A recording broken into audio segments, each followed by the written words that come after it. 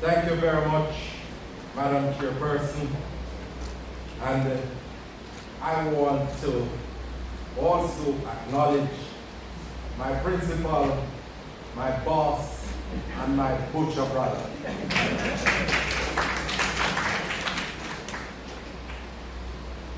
I am deeply grateful for this opportunity. And I want to start by quickly recognizing some individuals who are present here today. And I start by recognizing my dean, who I will say without any fear of contradiction is the best dean in the university.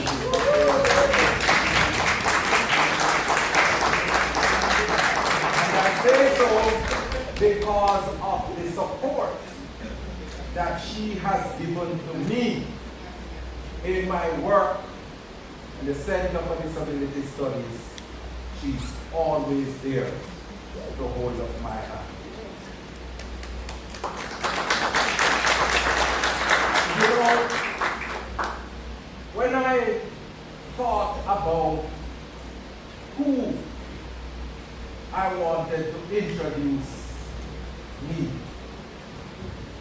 there were three persons who came readily to mind, because I became a member of the Taylor fraternity in 1993, and I've met many individuals who have given tremendous service to me, and I came across my friend Susan Foster, who is here for the Caribbean Studies Conference, and she's here to support today. But there are three individuals that I contemplated. There is Arnaldo Smith Brown. There is Matthew Batuski Harvey. Now Dr. Kanawaminai.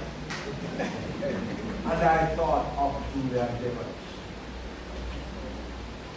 But you know, Dean, if I knew that, if I remembered that picture, I would not have chosen Julian. I would not have chosen Julian. But Julian is a friend. And from he met me, I will tell you that I was the cause of him staying in Jamaica to this point. And from the moment I taught him how to cook ackee and saltfish, his life has never been the same. In fact, the leader of the opposition is here, and he also knows the campus inside out. And there are many ackee trees around this campus. And Dr. Devonish can tell you where everyone is to become. I have to also acknowledge two outstanding leaders of Jamaica who have contributed to my personal growth and development.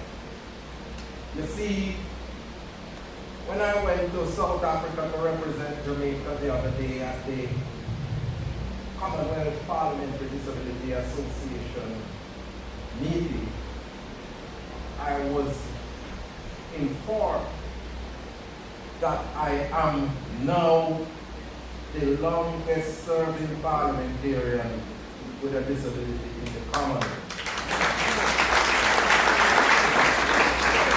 And two leaders here have contributed to that. I am now in my 6th term as a senator. Dr. Peter David Phillips and Mr. Mark elected to appoint me as Senator in the Parliament of Jamaica. There are some individuals who laid the foundation, and there are some giants in the room that has caused me to be very nervous,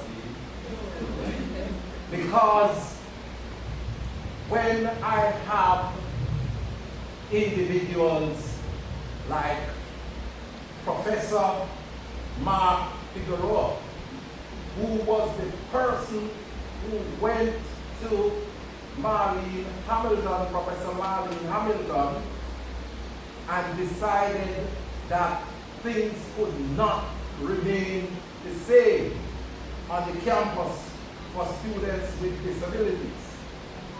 And I tell you, he started that process where a committee was established to support students with disabilities. And Mark handed the baton to Peter O'Sullivan. And Peter O'Sullivan ensured that there was a policy established at this institution for students with disabilities. And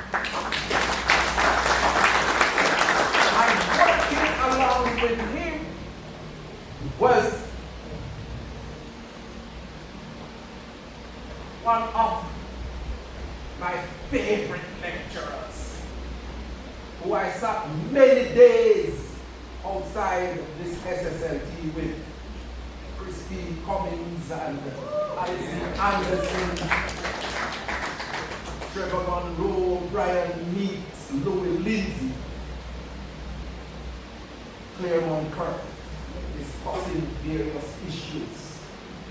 Michael Witter, my friend and mentor for life.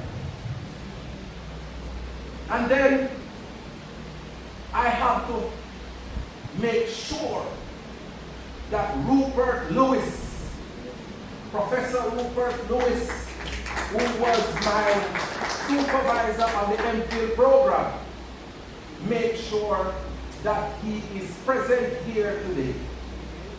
And I acknowledge him and his wife, Professor Lewis. And of course, Professor Houghton Dunn. Professor Houghton Dunn will tell you that in 2015, upon carrying me straight up to the point of completion of the PhD, I got very frustrated because the University of the West Indies, when I submitted my documents, said to me, look, you have one more course to go. And I said, look, that was not the arrangement. That was not the understanding. And I was livid about that and said, I am not going to complete this program. And it is quiet, reflective, calm spirit. Professor Dunn said to me, when you calm down, you call me and we will discuss how to proceed. And of course, he said to me, in proceeding, you are going to do that course. Because I have options, I can ask for exemption, but I want no one to say that because you have a disability, you have any special favors. And he sought and got a course in epistemology for the social sciences for me to do. And when I went into the classroom, two distinguished professors from the university were the lecturers, Professor Floyd Morris and Professor Denzel Williams, principal of the University of the West. So, anything that and who I am, the principal cannot extricate himself from. And so, many individuals have contributed to this journey, and I am extremely grateful.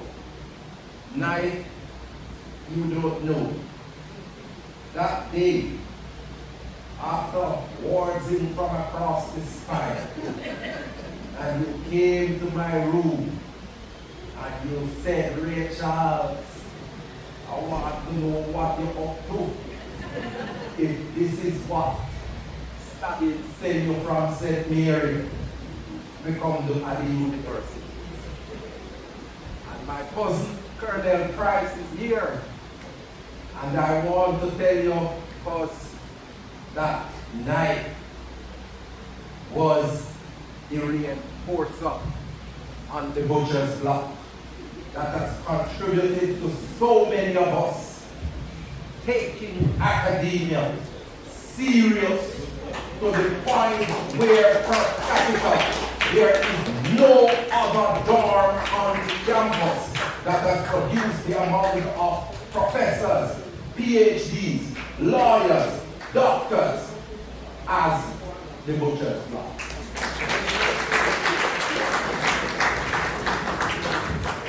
Mr. O'Sullivan, Daddy O, big up yourself. So, we are on this journey, and we are at this point. And as I venture into the lecture, I must tell you that a part of the successes that I have had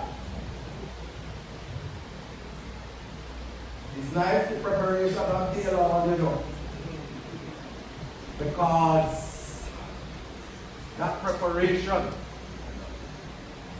opened my eyes to many things and to many individuals. And you know that my eyes were fixed on a beautiful damsel that used to come and Taylor regularly, you know. And Devonish know what I am talking about, because he and I had many laughters about this lady. Lo and behold, she became the lady of my life.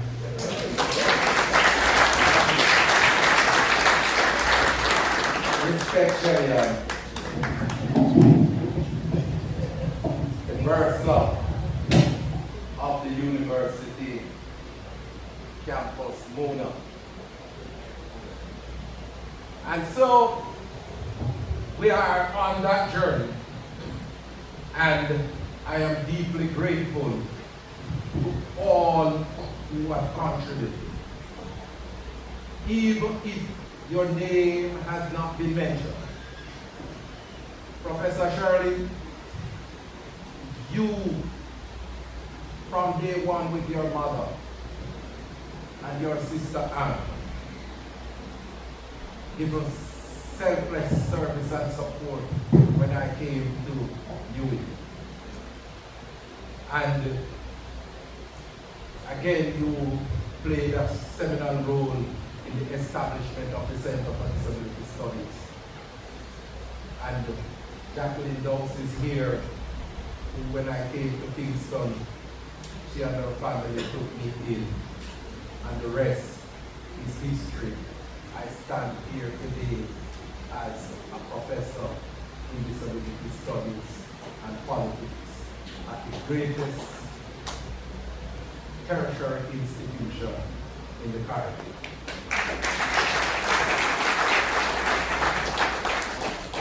I start this lecture fully conscious of my mission and my purpose. And I start with a quote that I first stated in the Parliament in 1998. And that is, disability respects no one. One can be able-bodied today and disabled tomorrow. So we must ensure that we create a society that we would want to live in if we should develop a disabling condition. And when we talk about persons with disabilities, we are talking about individuals with a long-term physical, mental, intellectual, or sensory impairment, which in interacting with various barriers may hinder their full and effective participation in society on an equal basis with others. And this is the definition from the Convention on the Rights of Persons with Disabilities. There are different types of disabilities. Physical disabilities, mental disabilities, deafness or hard of hearing, blindness, low vision, speech disorder, intellectual disability, learning disability, neurological disorder. And if you should examine closer each category of disability, you would have to ask yourself, where do I fit? Because at some point in time of life journey, we are likely to experience a disabling condition. Because if it is that you are reading and you cannot do so without an eyeglass, you have low vision. If it is that you find yourself climbing stairs and you can't do so without a walker, you have a physical disability. And if you find yourself having severe headaches, migraine, it is categorized as a disabling condition. And Dr. Nye, if it is that you have a problem with writing, you have a learning disability called dysgraphia. So, at some point in time in life, you are likely to experience a disabling condition. The global population of persons with disabilities, according to the World Health Organization, is about 16% or 1.3 billion individuals having some form of disability. And I'm going to come back to this figure at a later stage of my presentation. The Convention on the Rights of Persons with Disabilities, which was established in 2006, was established to ensure, promote, protect persons with disabilities from all forms of discrimination. Jamaica was the first country to sign and ratify this treaty. And I am deeply grateful to have been the person who was tasked by then Prime Minister P.J. Patterson to lead the negotiations between 2002 and 2006, culminating in Jamaica being the first country in the world to sign and ratify this treaty. And I also want to acknowledge Malta and the representatives who are here because Malta is a signatory to the convention.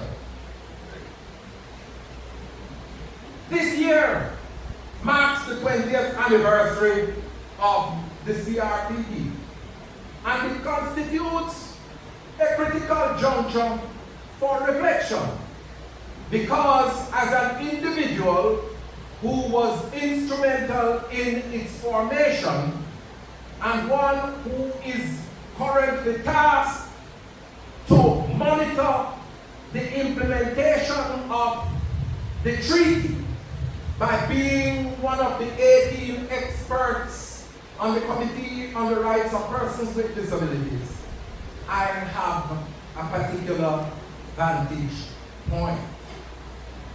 And I must indicate that for the past 6 years I've been serving on that committee, and during that 6-year period, Principal, I have participated in the review of over 60 countries, including countries like Japan, China, France, the United Kingdom, Canada, all major developing countries. And I have seen the systems that they have in place for persons with disabilities. And I must say, Mr. President, Senator Scott Motley, Dr. Peter Phillips, Mr. Mark Goldie, that Jamaica can be justly proud that it is making progress in terms of its commitment to the CRP. And that is so because the country has established the Disabilities Act in 2014, was brought into effect in 2022, and in that process, the Disability Rights Tribunal was created. And I'm going to say something about that later in my presentation. So, having this particular vantage point, what is it that I see as the major problem with the Convention on the Rights of Persons with Disabilities over the past 20 years of its existence? Persons with disabilities at the grassroots level have been absent from the decision-making table where it matters in the formation of programs and policies relating to them. This is a serious problem. So, the purpose of this presentation is to outline what I regard as a pathway to create a grassroots model of disability where persons with disabilities can play a more critical role in formulating programs and policies relating to them. The major question that has occupied my mind in this process is, can a grassroots model of disability be established in the Caribbean to chart a developmental pathway for persons with disabilities in the region? And in that contemplation, I have had to do some reflection on our history and realize that there is some connection to disability based on our colonial experience. of the Europeans,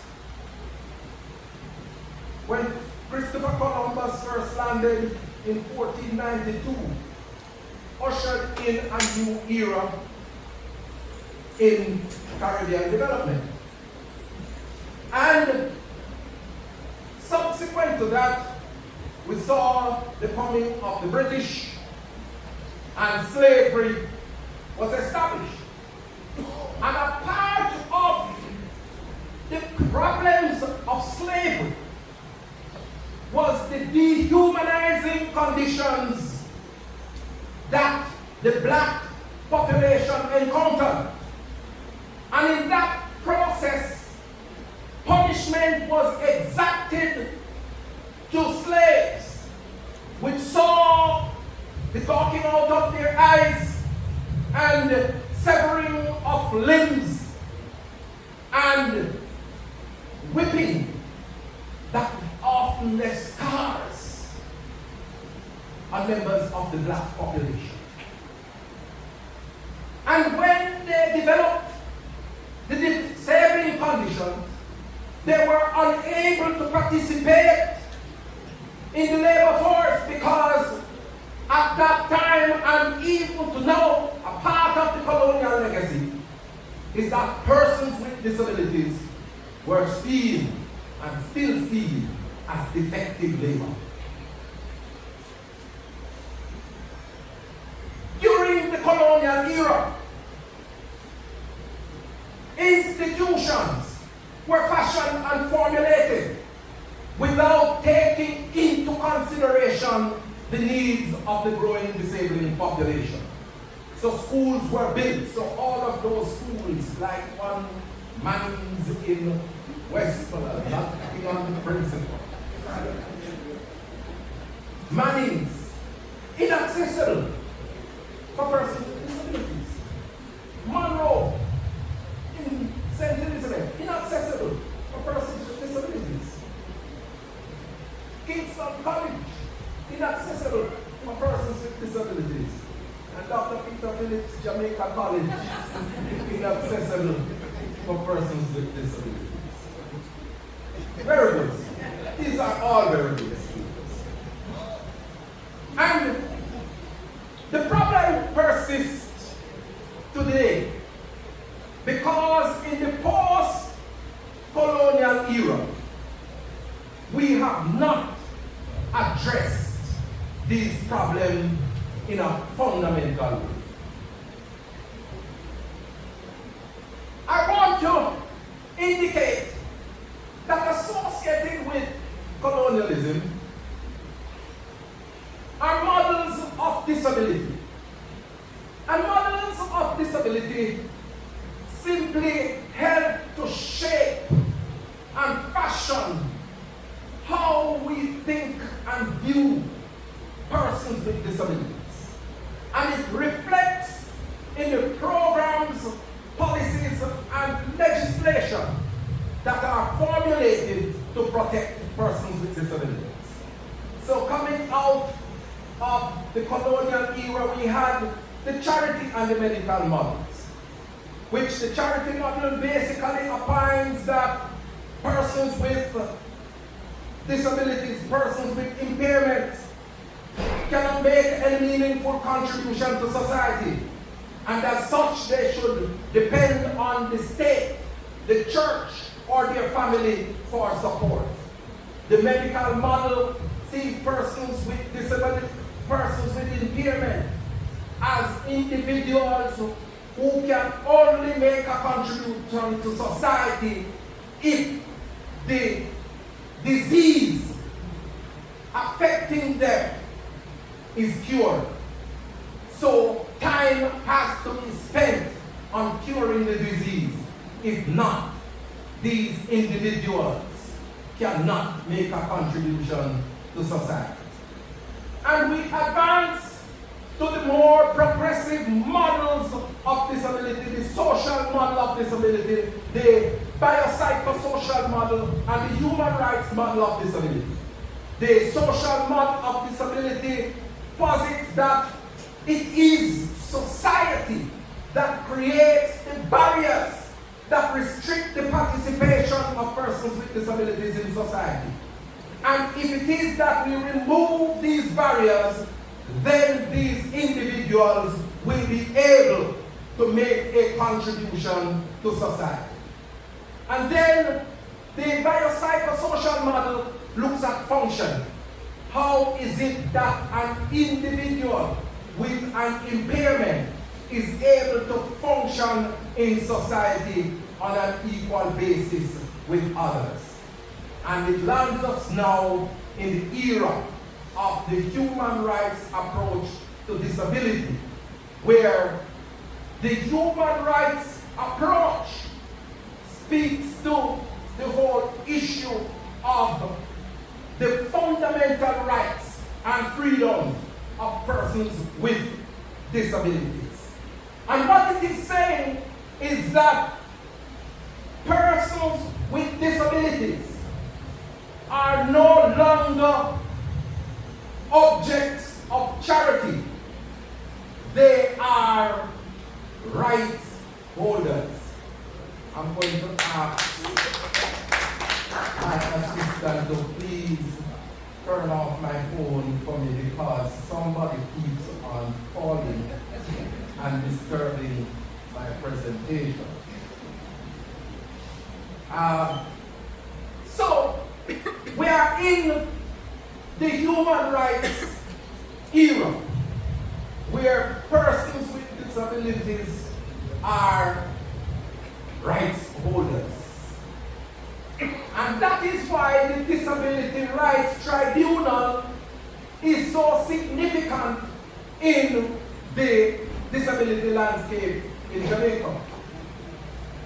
Because when we established the Disabilities Act, it took into consideration that persons with disabilities are amongst the most marginalized in our society. And we know they don't have the resources to hire a lawyer to go to the Supreme Court when they are discriminated against.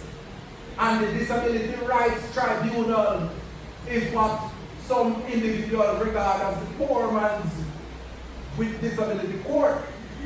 So if you have a disability and you feel that you are being discriminated against, you lodge a complaint to the Jamaica Council for Persons with Disabilities.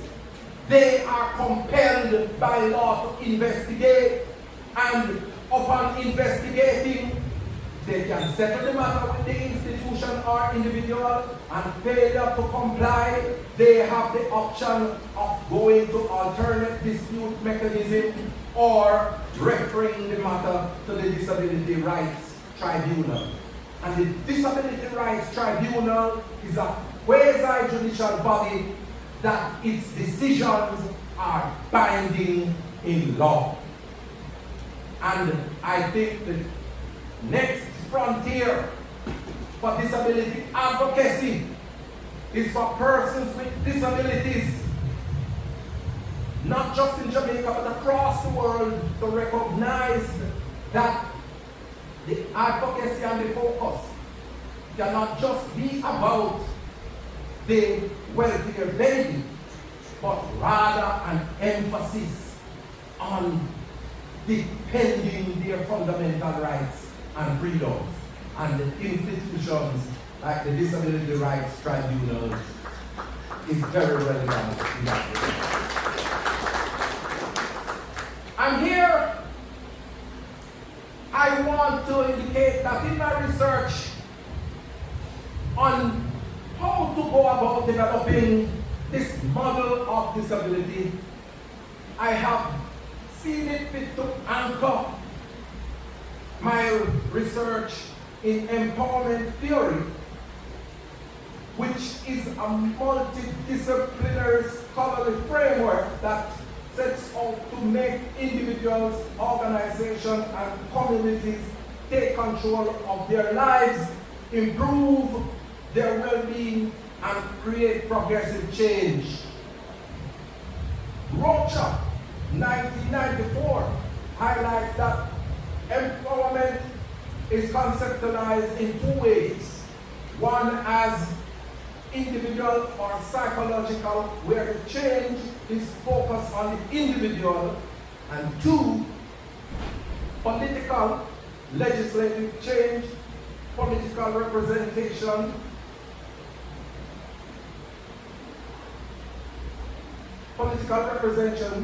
where the focus is on the group instead of the individual.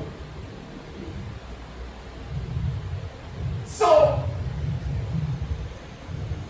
the focus is on how it is that we can make persons with disabilities take control of their destiny. How is it that we can make the voice of persons with disabilities be more impactful in their communities? And in this regard, I looked at my methodological approach, which is largely qualitative, anchored in symbolic interpretivism and also ethnography. I also, in my data collection, looked and focused on documentary analysis, where I focused on the UN Disability and Development Report 2024, the ECLAC Disability and Human Rights Report 2017, and also the World Health Organization and UNICEF report on assistive technology 2022. And emanating from this assessment, coupled with my over 30 years of advocacy and 25 years of legislative participation, there are 5 major issues that I have assessed that runs as a commonality across all the spheres of consultation. And these are captured in an acronym that I regard as PEACE for ease of reference. P for political participation, E for education, A for accessibility, C for community inclusion, and E for employment. As I look at those 60 countries that we assessed at the United Nations, and we looked at the UN Development on Disability Report, and that from ECLAC and the World Health Organization and UNICEF report. These are the common major issues affecting persons with disabilities. Political participation is a fundamental right for persons with disabilities, as outlined in Article 29 of the Convention on the Rights of Persons with Disabilities. Voting is a foundational feature of this right, and it is a major feature of any democratic society. Approximately 1 million persons with disabilities reside in the Caribbean. And I pointed out the estimate from the World Health Organization of 16% of the population. And when you look at this situation, you realize the significance of the population of persons with disabilities at 16%. And I am proposing that families join with their relatives with a disability. And if you have that coalition, what you would see is a significant block of votes that can influence the outcome of any democratic election in the Caribbean.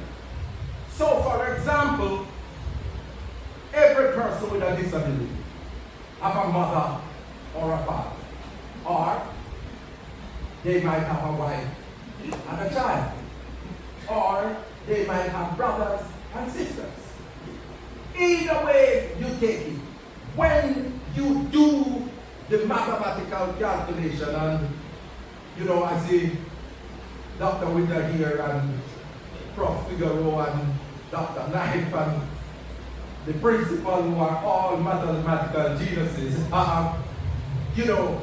when you do the mathematical calculation, you see that this mushrooms into a significant block of goods. And this constitutes a fundamental feature of the model of disability that I am proposing. Get back to that first. The issue of education is also critical for persons with disabilities, and the CRPD in Article 24 sets out the right for persons with disabilities to education. And inclusive education must be a priority in this regard. Because if it is that we are going to transform the society, we cannot continue the segregation of persons with disabilities from the mainstream of society. And I am very happy that the University of the West Indies that I am a part has been very steadfast in the inclusion of persons with disabilities in its education endeavors. But, Dr. Phillips, there was an institution that was created in the 1970s that you sent one of your sons, Hope Valley Experimental, created by the father of the leader of the opposition, Mark Holding. And that institution, based on my assessment, based on my evaluation and travels across the world, constitute one of the best practices for inclusive education across the world. And I want the representatives of Malta who are here to make sure that before they depart, they go and visit the Hope Valley Experimental. But one of my disgust is that that institution has been allowed to be an experiment to successive administrations. And the time has come for the Hope Valley Experimental model to be replicated in every parish across Jamaica.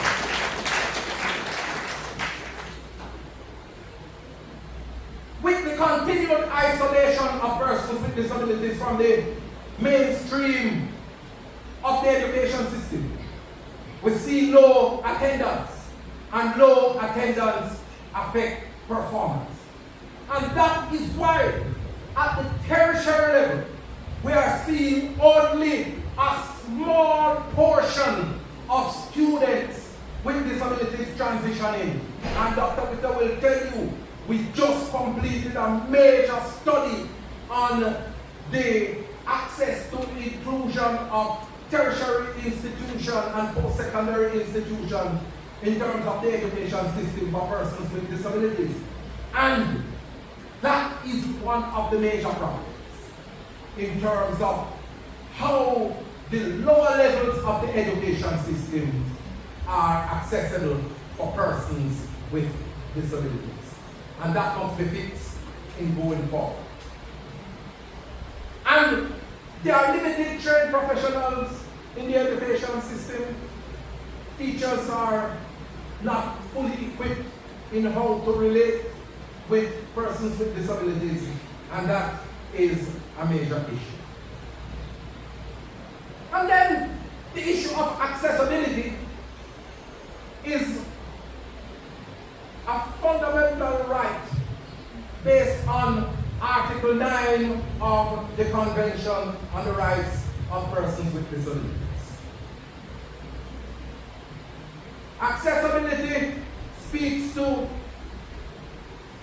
how persons gain access to benefits, services, and information. And we realize that right throughout the Caribbean, there are problems in terms of persons with disabilities accessing services, accessing benefits, and accessing information. There is limited access to assistive technologies. When you look at the data coming out of the World Health Organization and UNICEF report of 2022, you see the gross inequalities that exist between the global north and the global south. 85% of persons with disabilities in the global south north have access to one piece or more form of assistive technology. And in the global south, it is 3 to 10% that have access to assistive technology. Let me repeat it. 85% in the global north and 3 to 10% in the global south.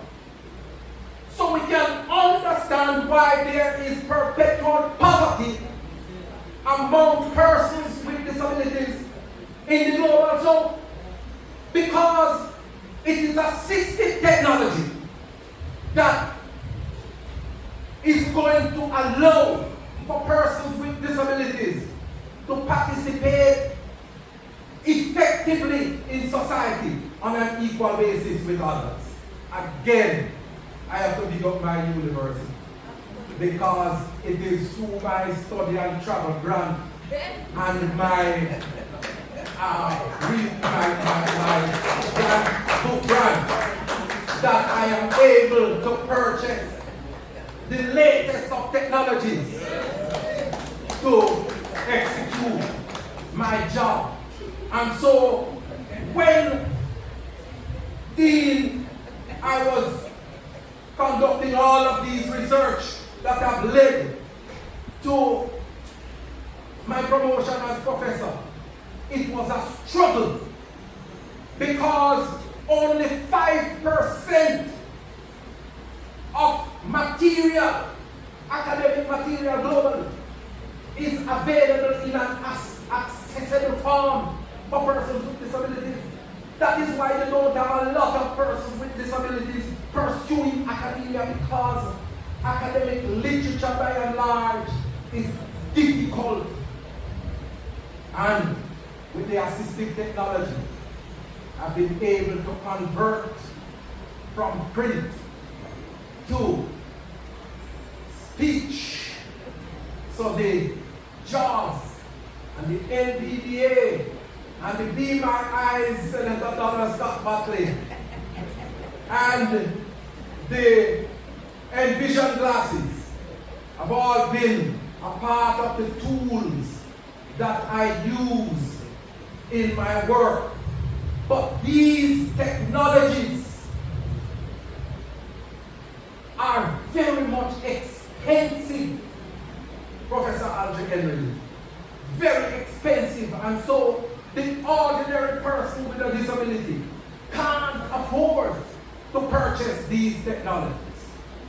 And so that is why we have to push for universal design to make sure that the technologies that are being developed, both the able-bodied and persons with disabilities can use it simultaneously. We have to also push for local technologies to be developed so that persons with disabilities can access modern assistive technologies. Community inclusion. Persons with disabilities have the right to live in their communities. And in the Anglophone Caribbean countries, persons with disabilities enjoy this right. I don't know of any community in the Caribbean that have heard individuals restricting or forcing persons with disabilities from residing. And Article 19 of the CRPD promotes independent living in the community. And we have to make sure that we build accessible systems for persons with disabilities, because the thrust now is for more independent living for persons with disabilities. And so we are moving away from the mechanism of institutionalization. So gone are the days when you would find persons with mental illness being domiciled in Bellevue. And I am very happy that the moves afoot by the government is to put these individuals back in their communities. But the supporting infrastructure must be put in place so that when a man or a woman who is mentally ill goes into the community, you don't find individuals isolating them or teasing them and triggering episodes of the disabling condition and cause these individuals to respond in an aggressive manner. So the effort is on community inclusion and community participation for persons with disabilities. And then the issue of employment. It is an indispensable right for persons with disabilities, but it is not being reflected globally. 27% of persons with disabilities versus 57% of persons without disabilities are employed globally. A similar situation exists in the Anglophone Caribbean. Data shows 90% of persons with disabilities in the region have been unemployed. In 2015, I conducted a socioeconomic study in Jamaica, and it was at 91%. And much to my chagrin, in 2022-24, the research that Professor Henry Lee spoke about, it is a similar finding that we have encountered right across the Caribbean in terms of the employment of persons with disabilities.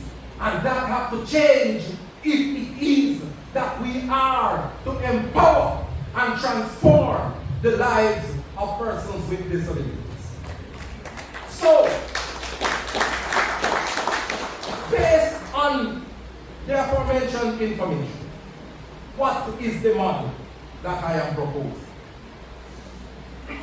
Using Rocha's ladder of empowerment, the following constitute the features of the model that I am putting forward to create this grassroots political model of disability in the Caribbean. Formation of community groups for persons with disabilities and their families. And when those groups are formed in communities, it gives them a base at the grassroots level to advocate for programs and policies relating to them. Support in the formation of a national organization to coordinate the groups associated at the grassroots level. So what you would have is a national organization, non-governmental organization, that would be able to draw on the latest of research and its national network to help coordinate activities with the groups at the local level to ensure that programs and policies are being implemented for persons with disabilities.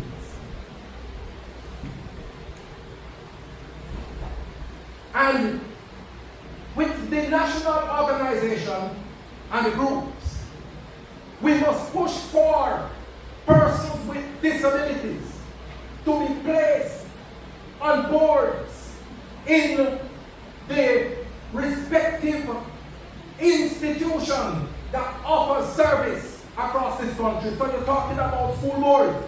They must have persons with disabilities on them to determine programs and policies for persons with disabilities.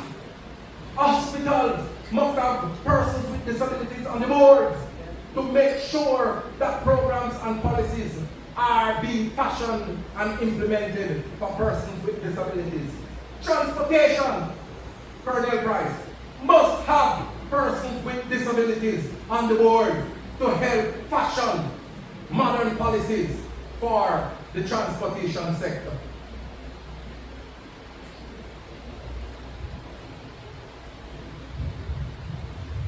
The national organization and the groups must be committed to using their votes to leverage support from political organizations for their interests.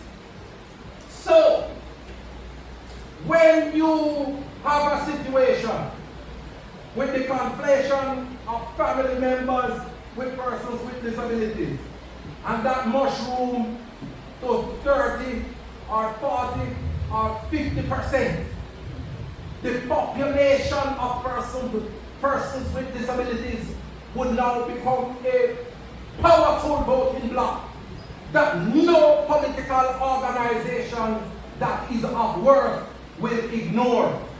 And herein lies the crux of the matter, where this model is concerned. Because politics is about power relations. Politics is about representation. Politics is about advocacy. Politics is about vote. And the disabled community and their family members must say, no programs and policies, no vote. No programs and policies for persons with disabilities, no vote. And you will see from them persons with disabilities being given the serious attention that they deserve. Because as I said at the start of my presentation, that disability respects no one. You can be able-bodied today and disabled tomorrow. I was never born with a disability. I went to primary school with my sight, and I have to big up the masses from Baileysville who are here today, led by my niece, Sasha and Nisha, and also my adopted sister Elaine, and the indefatigable gentleman.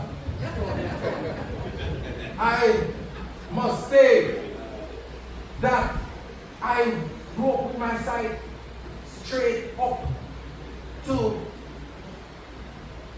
11th grade, but I was unable to complete my CXC exams. And in those days, the teachers had no clue as to how to treat with a student with a disability.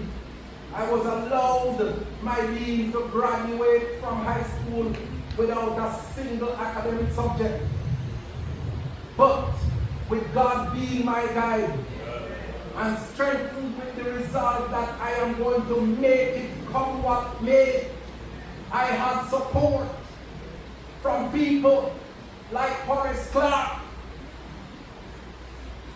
my former member of parliament for Central St. Mary.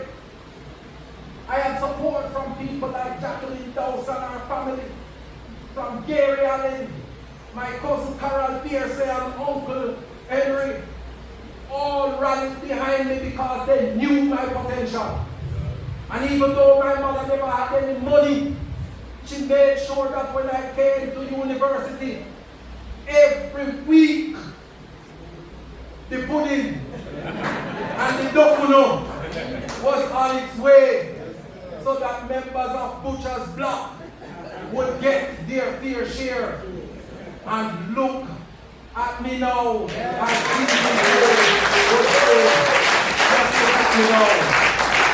And I want to say to every young man, to every young woman that is listening to me, that don't make anybody tell you that you come from a poor family background and you can't make it. Don't make anybody tell you that you have a disability and so you are allowed me done. Don't make anybody tell you that because your mother and your father is poor, you will end up being poor. I say to you every time you hear that, remember the voice of Floyd Morris crying in your ears, that no matter where you're from, that is not the important thing. The important thing is your destination that you are heading, and you can achieve it. As Marcus Garvey says, rise up in nation. You can accomplish what you will. God bless you.